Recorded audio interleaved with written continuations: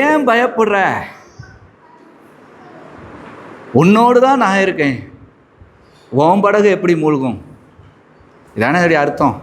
இதை வச்சான Bergman sir அந்த பாட்டை எழுதிட்டாரு. ஏன் மகனே இன்னும் இன்னும் பயம் உனக்கு, ஏன் நம்பிக்கை இல்லை? உன்னோடு நான் இருக்க உன் படகு மூழ்கிருமோ? ஏதோ கடலில் ஒரு படகுல போகிற மாதிரி ஒரு வாழ்க்கை. அந்த படகுல ஏசப்பாவும் கூட வராரு.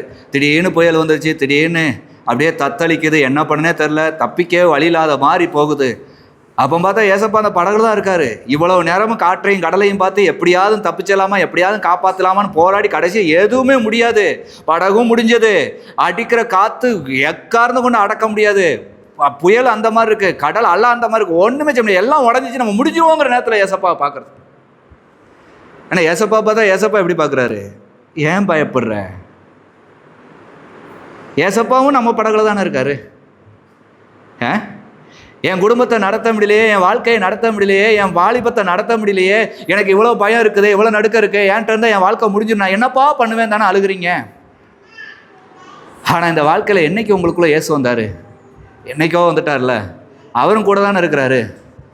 அவரும் கூட தானே இருக்கிறாரு. முடிக்கிறதுக்கு அவங்க கூட இருக்கிறாரு. முடிக்கிறதுக்காக உங்கள் வாழ்க்கைக்கு வந்தாரா? முடிஞ்சதென்ற வாழ்க்கையை தொடங்கி வைக்க தானே வந்தார். அவர் இனிமேலும் என்ன பண்ணுவார்? தொடங்கி வைப்பார், அமைதிப்படுத்துவார், ஆச்சரியப்படுத்துவார். அதே தான் இங்கே நடந்தது. அதான் அந்த பாட்டு, ஏன் மகனே இன்னும் இன்னும் பயம் உனக்கு, ஏன் நம்பிக்கை இல்லை? உன்னோடு நான் இருக்கேன்.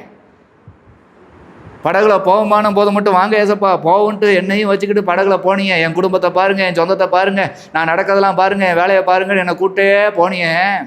இப்போ எல்லாம் எதிர்த்து வந்தவனே, எல்லாமே எதிர்பார்ந்தவனே சோர்ந்து போய் ஏன் இப்படி இருக்கிற?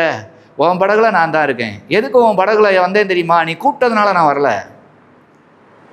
உன்னை பாதுகாக்கவும், உன்னை பராமரிக்கவும், உனக்கு எதிர்பாராத பயமும் திகிலும் வரும்போது நான் உன்னோட இருக்கிறேன்னு சொல்லவும், உன்னை பயங்காட்டின திகில் காட்டின எல்லாத்தையும் அடக்கி, இதெல்லாம் ஒன்றுமே இல்லை, நான் உன்னோட இருக்கேன், இனிமேல் பயப்படாதேன்னு சொல்கிறதுக்கு தான் நான் வந்திருக்கேன்னு வருகிறார்.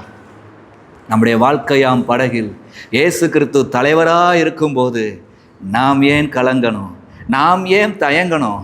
நமக்கு எல்லாவற்றையும் அவர் பார்த்துக்கொள்வார்.